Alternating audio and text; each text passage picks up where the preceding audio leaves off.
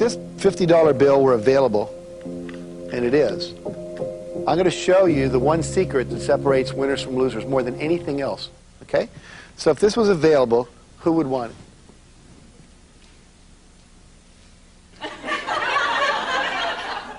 Thank you. All right, now don't go away yet. Come back. Tell us your name. Debbie. What did Debbie do that no one else in the audience did? She got up and she took action. See, too many times we sit around and we wait and we hope and we dream and we affirm and we pray and we meditate and we do all that. And all that's important. It's part of the process. But at a certain point, the opportunity shows up. And if you don't act, you get to sit and not have $50. What drives Jack Canfield? No one knows. The man is just, he's so curious. He is an 8-year-old boy in a 72-year-old body. What drives Jack is, very moving. It's a deep soul desire to contribute to you, the individual, and thus to humanity. I even tell him when I see him, I say, I love you. And I would do anything for him because I think he's really a wonderful man. Jack is my brother from another mother. He's far more sacred to me than he'll ever know. He has such a diverse audience around the world, but I think who a person is before the world knows them, before they make it big and they become famous, that always tells you something about their depth of caring. One of the things that's critical is to realize that where you are right now, whether you're happy or not, everything in your life has led you to this moment in time.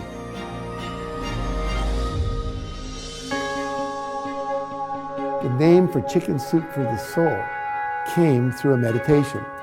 That name, Chicken Soup for the Soul, is now a brand that's worth $100 million. And so he walks in the office like, oh my God, duh, we should be putting these stories in a book. And this is the truth. Tears coming down my eyes. I'm going, oh my God, what are people gonna think? You couldn't pump it out fast enough to put it in a truck and ship it out the door. I can remember a point in time actually telling the sales department one December, do not take an order for a chicken soup book that has to ship this month. I don't want any more revenue.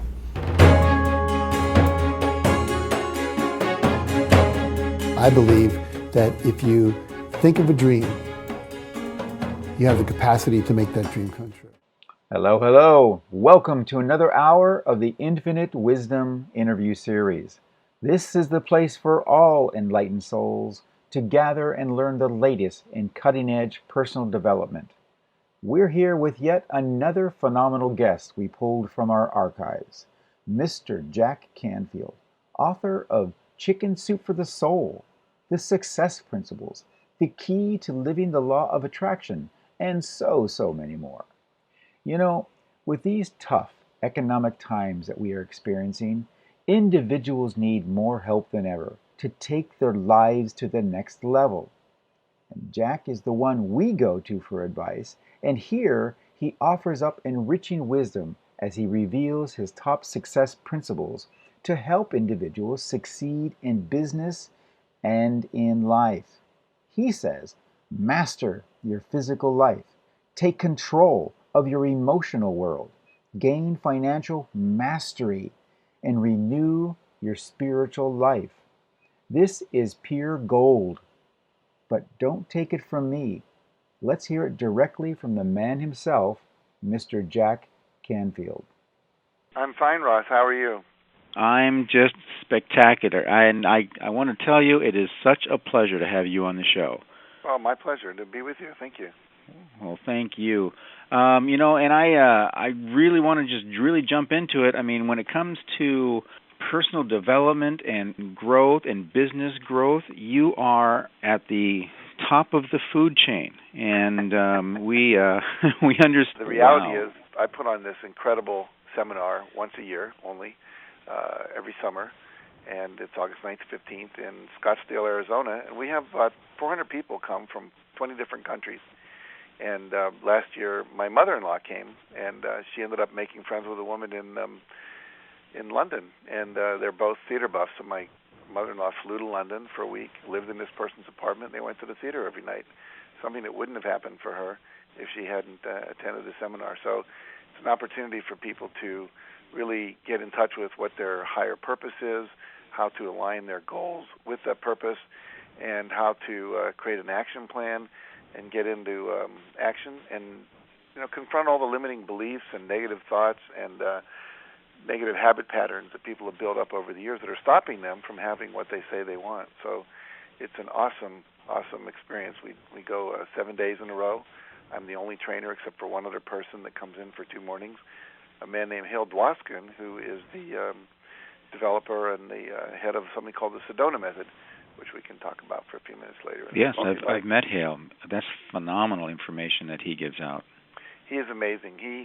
I used to do a whole day of emotional release work, and it was very intensive. People would kind of crawl to bed at the end of the night, and it was cathartic, and people were screaming and letting go of old pain and stuff. And then I met Hale, and we started doing the Sedona Method, and we accomplished in a few hours what it took me all day to do without any of the emotional strain. It's just the ability to let go. It's as simple as if you were holding a pencil in your hand and just turning that over and dropping it on your desk. To let go of negative beliefs, negative emotions, and trauma, all kinds of things. He even helped me release a cold once. I was supposed to go to a party with him, and I called him and said, I can't go. I'm sitting here dripping. And he said, do you want to release your cold? And I said, you can do that? And he said, absolutely. So in about 8 minutes of doing the Sedona Method, my cold dried up. I stopped having a fever. I said, this is way cool. So I've been working with him every year since for about, I'd say 5 or 6 years now. I have not heard that method before. That's incredible. Yeah, he's a profound person. What we could do, if you'd like, is I could. We've got about 25 minutes here. I can go ahead and share some of the major concepts that we teach in the training. And, please do. Okay, good. One of the main things that we find that people don't do in our culture is take 100% responsibility for their life. And this is the first principle that we teach in the seminar. And also I've written a book called The Success Principles, which our Breakthrough to Success seminar is based on. And responsibility is not a word that most people like. It's kind of like feels like a burden around your neck. But the fact is that when we take responsibility and we give up blaming and complaining and realize that, take the position, the act as if, that everything in our life, we've either created it, promoted it, or allowed it to continue, that we're not a victim, but we are someone that's in charge of our life, people's lives begin to magically transform. And I teach this wonderful principle. It's a formula called E plus R equals O. And it says there are events in your life, plus your response to those events equals the outcomes you get. And most people, when they don't get an outcome they want, they blame the event. It's the economy, it's the government, it's the Democrats or the Republicans, it's the weather, it's my clients. I even had a prison warden once say, who had a riot in his prison, when you start sending me a better class of prisoners, we won't have riots. Blaming the whole thing on the prisoners instead of the way he was running the prison. So it's a natural tendency that we have in our culture to blame someone else and think if only they'd change, my life would get better. But our life gets better the day that we change. And there's only 3 things you have control over, 3 responses that you have control over in this E plus R equals O formula. And that is your thoughts, the images you hold in your head, and the behaviors you do, the actions you take, the words you say. So basically, what I like to do with people is show them the power of their thoughts. And we'll do an exercise in the training where I'll bring someone up and have them put their arm out, and I'll push down on their arm, they'll resist, and I'll have them think a negative thought about themselves, like I can't be a winner or there's no way I'll ever be a millionaire. Their arm goes instantly weak. A 5-year-old could push their arm down. Then you have them think a positive thought, I have everything I need inside of me to achieve anything I want, and their arm stays very strong. So we begin to learn very quickly that our thoughts are controlling us, and that they're affecting our physical body, they're affecting our health, they're affecting our ability to stay focused on the things we want. One of the stories I like to share in a training is about Roger Crawford. Roger was born with one leg past the knee. The other one was severely handicapped. Both of his hands He only has one finger on each hand, and he went on to, become a professional tennis player. And he literally found a way and had a special racket designed where he could hold the racket and wedge it with one hand back, and went on to become his high school tennis champion. Then he went to college and only lost one match the entire year he was in college to a man named John McEnroe, who we have all heard of, and went on to become a professional tennis instructor and now a successful motivational speaker, getting about $15,000 to $20,000 a day. Most people born with one finger on each hand and one leg would have given up long ago, but he decided that he wanted to be successful, and he could. I met a young wrestler 2 years ago in Ireland, and a guy named Kyle Maynard. He has a very similar body, no legs past the knee, and no arms past the elbows. And he was the number 2 runner-up state champion in Georgia. And so, he wrote a book called No Excuses. And I think most of us, we always think there's some reason we can't achieve what we want, and we give up and blame the environment again, blame our body. Look, I was born with no arms. What do you expect from me? And I know that if they can achieve what they've achieved, then anybody can achieve anything. In fact, I met a guy named Farah Gray last year. I met him when he was 19. Helped him get his first book published called The Realionaire, and like how to be a millionaire from the inside out. And he was born in the ghetto in Chicago with absolutely no money whatsoever. His mom was on welfare. He was getting, beat up after school, kind of stuff. And they were literally, in the worst ghetto in America, the Cabrini Green projects. And Farah, at the age of 11, started his first business. He started collecting rocks in the neighborhood, painting them, and taking them to the edge of the ghetto and selling them to people, that had more money as doorstops and bookends and paperweights and so forth. And, this cute little black kid selling rocks, and he made $50 his first day. And he took that home to his mom. It was more than she made that day being a house cleaner. And he went on from there to start another business where he would pick up people's groceries at the grocery store with a wagon and then take them back to their high-rise, ghetto apartment. And pretty soon he had 12 kids working for him, and he was paying them each, 50 cents for every dollar he made. And then by the age of 14, he'd read a book by Deepak Chopra called The 7 Spiritual Laws of Success. And one of the spiritual laws was do what you love, the money will follow. And he said, that's absurd. Everyone here does what they don't want, and they're just eking by. How could you possibly do what you love? But he couldn't get that chapter out of his mind, and so he began thinking about it. And what happened was he thought, what do I love? I love to hang out with kids. I love kids, and I love food. And so to make a long story short, he developed a syrup you could put on ice cream and pancakes. It came from a recipe from his grandmother. They started making that in his kitchen, and pretty soon he was bottling it and selling it to the local grocery stores where he had all these kids, with their wagons bringing the groceries home for these women who couldn't carry it. And by the time he was 15, he sold that company to General Foods for $1.5 million.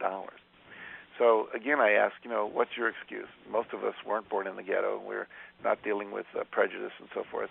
So if he can become a millionaire by the age of 15, most of us can do whatever we want. The second key principle is to get clear about our purpose. Most people have no sense of the purpose of their business or the purpose of their life other than to make money and survive. And there has to be a higher purpose to motivate us, to motivate our employees, to get us up in the morning. I think it was Stephen Covey said you don't want to get up and at the top of the ladder and realize you had the ladder leaning against the wrong wall. And I think so many of us have this experience of working really hard and achieving what we're supposed to achieve, but then not feeling fulfilled because it wasn't the thing we were meant to do. And I believe each of us is born with a unique set of talents and an inborn purpose to use those talents to express something that the world needs. And when we do that, the world comes to our door and wants what we have, and we can get rich much easier and much more quickly and much happier if we're bringing our talents to the service of our unique purpose. And the way to find your purpose is to look back over your life and say, what are the things that brought me the greatest joy? And for most people, the thing that brought them the greatest joy is often not the thing they're doing for a living. like I learned early on, my greatest joy came whenever I was in a leadership position. If I was the head of the Boy Scout troop, if I was the president of my fraternity in college, etc. And so I realized I like to be in a position of leadership, teaching other people what to do. And as soon as I got that, I devoted my life to being an educator, starting out teaching high school and then going into teaching teachers and then eventually teaching some of the husbands of the teachers who happened to be owners of businesses and became a corporate consultant and then, a motivational speaker and so on and so forth. But I love what I do. I make a small fortune out of it every year, many millions of dollars, and eventually started writing the Chicken Soup for the Soul books as a way of bringing these principles out into people's lives. The next thing you want to do is decide what you want. What are your goals in life? What is your mission? What is your vision for your ideal life? And there are 3 techniques I teach in the seminar and in my books. And one is to make a list of 101 things you want to accomplish before you die. There was a movie called The Bucket List. And basically, you want to, what are the things you want to do before you kick the bucket? I made a list of 101 things that I wanted to do when I was in my 40s when I first learned this technique.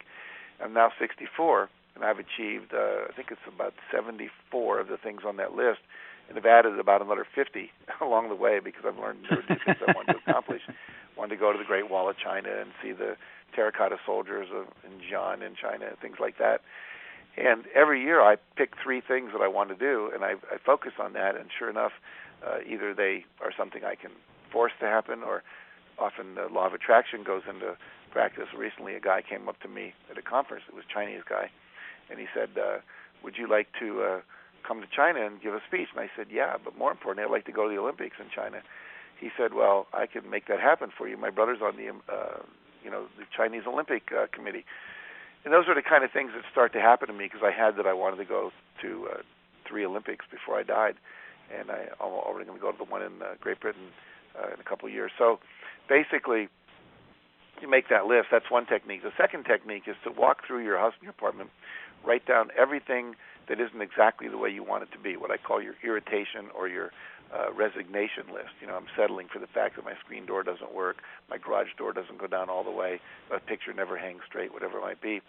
And we find that there's a whole area of our life of many, many things that aren't exactly the way we want. They're kind of simple to fix. And when we don't fix them, we go into resignation, and we believe we can't have what we want. And so it's critical that we clean up these little things and convince our mind, I can have a picture that stays on straight by putting Velcro at the back of the bottom of the picture on the wall. I can have a screen door that works by calling up the local carpenter and having him come over and fix the door. And when I do that, then I begin to believe, we could create peace in the Middle East. I could become a multimillionaire.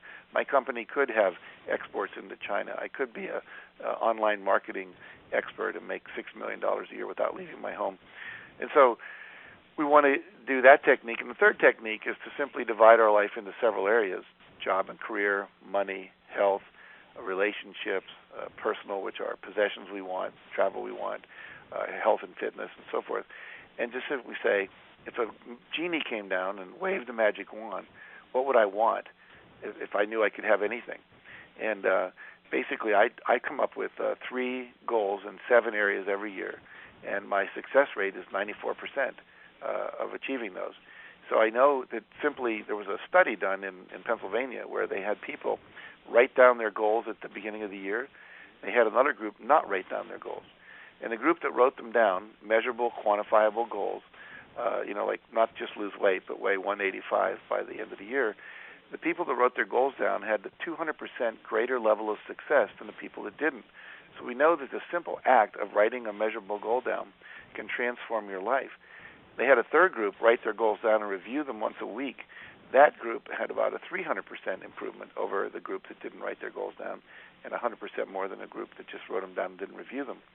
So goal setting is critical, and we know now from the research that less than 10% of Americans have written measurable goals for the year. And so it's critical to be one of that 10%. We don't want to be left out. Another thing that's critical, once we have our goals, is you have to believe in yourself. And my favorite story about belief is a man from Australia by the name of Cliff Young.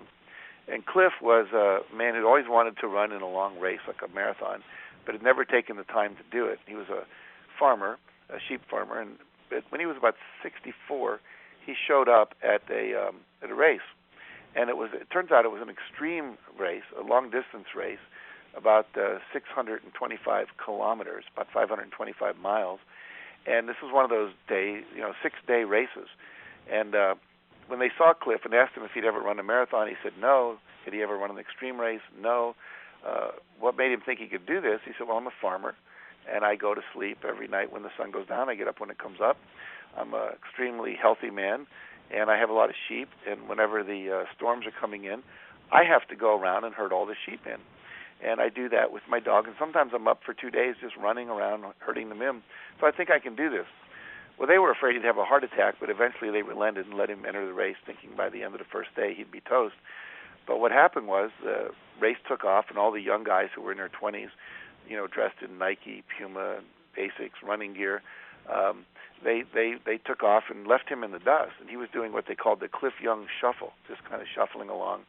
But he had an advantage nobody knew about. And the advantage was he didn't know anything about long-term racing. He didn't know you were supposed to stop every night and sleep for 6 to 8 hours. And so when everyone else went to sleep, Cliff just kept running. And I think it was on the fourth day, there was no one there to tell him to stop because he never caught up to anybody. But on the fourth day, when they were all sleeping, he passed everybody. And he kept on running nonstop for 5.5 days and broke the record in this Sydney to Melbourne race by 12 hours. And the reason was he didn't know he couldn't do it. And so for most of us, it's not what we don't know, it's what we think we know that's not true that's stopping us from being successful. And so it's critical that we begin to change our beliefs. And in our seminar and in my book, I have several techniques for identifying what your limiting beliefs are and for how to release those and let them go. There's some wonderful new technology now called the emotional freedom technique, with just a little tapping on your eyes and your lips and your chin and your chest while you're thinking this negative belief. You can actually collapse it right out of your brain. It's almost like putting a virus in a computer that has a program that would stop you from... I just had that technique used on me this past weekend. It Did was you really? Amazing. Yes. Isn't it amazing? It was absolutely amazing. I looked at my facilitator, and I mean, tears almost came to my eyes. Yeah. Just of joy. Well, it was developed out of a technique developed by Roger Callahan called the 5-minute phobia cure, which I also teach in my summer training. And you can take any fear or phobia you have, including, I had a woman who was afraid to fly to the seminar. So she took a train from New York to California and then drove to the seminar in Scottsdale, Arizona. And after 5 minutes of this technique that is very similar to EFT, she was able to fly home. And to think that you're crippled by a fear, could be a fear. I had a real estate agent who was afraid to walk upstairs. Had never been on the second floor of any house that she'd ever sold. And in the seminar, we actually had her do the exercise, and we took her out and we walked her up and down this huge staircase that she said she never would have walked up in her life. To think that in 5 minutes you can release something that's crippled you in your life, your profession, or just in your joy of like swimming or whatever it might be. So there's some very, very powerful techniques. Just a couple more thoughts, because we're going to run out of time here, is the power of visualization. What we now know is that when you visualize, you actually access your unconscious mind to begin thinking up solutions to whatever it is you're visualizing having come true in your life. For example, I had a goal once to make $100,000 in 1 year, and I was only making $8,000 at the time. I was a high school teacher back in Chicago. And so I set this goal to make $100,000 in 1 year, and I visualized it every morning. I would wake up and visualize living a $100,000 lifestyle, seeing a $100,000 balance in my checkbook, and so forth. And for about 30 days, nothing happened. And then one day, I was in the shower, and I started having $100,000 ideas. And I had a book that I got 25 cents for as a royalty every time the book got sold, because the book was selling for, I think, $6.95 back then. And so I started having ideas of how to sell 400,000 copies of my book. It never occurred to me before. I'd never seen it as a resource, as a possibility, as a leverageable idea. And long story short, by the end of that year, my income had gone from $8,000 to $92,000. And it's pretty amazing to me. My wife said, hey, if it works for 100,000, you think it'll work for 1 million? And sure enough, we set that as a goal, and not too long after that, I made my first million, and now I average $6 to $8 million a year. So the reality is that these techniques work, but you have to work them. And the one thing I found really interesting was we ran across some research from NASA and the National Aeronautic Space Agency about why most people's visualization techniques don't work. And the reason was that you have to do a visualization for 30 days in a row without missing one day before it logs in and creates a new neural pathway in the brain, which allows the unconscious to bring up the solutions and allows you to build in a new habit. And to kind of give a brief summary of this, they had 10 astronauts. And they had them wear convex lens goggles for 30 days. And these goggles make your world appear upside down. They had to wear them 24 hours a day. They wanted to see how these astronauts would respond to being in outer space and being disoriented because of the lack of gravity. And so what they did was about 25 to 30 days into this experiment, what happened was that every one of the astronauts over that 5-day period, their brain, which was taking in this image upside down, flipped the image right side up, so they were seeing the world right side up again, even though they'd never taken their goggles off. And the neuroscientist said, oh, here's a new principle of neuroscience. We now know it takes 25 to 30 days to rewire the brain. And in a subsequent experiment, they had half the astronauts take off their goggles on day 15, put them back on day 17 after skipping a day. And what happened was that it took another 25 to 30 days for this phenomenon to occur, meaning that you can't do a new behavior, a new thought form, a new belief, a new discipline you're trying to build into your life, like doing yoga every morning or something like that, unless you do it for 30 days in a row uninterrupted. This is why most personal development programs fail, because people learn a new technique, do it for a week or two, skip a day or two, do it for a week, skip a day, and pretty soon it drops out of their life. So this 30-day principle is critical to changing your behavior. And the last thing I would say is one other technique which we all know about but people don't do, and it's really been corrupted by people's misunderstanding of the law of attraction, which was popularized in the movie The Secret, which I was fortunate enough to appear in with a number of other great people. And that is, I teach that the last 6 letters of the word attraction are action, A-C-T-I-O-N.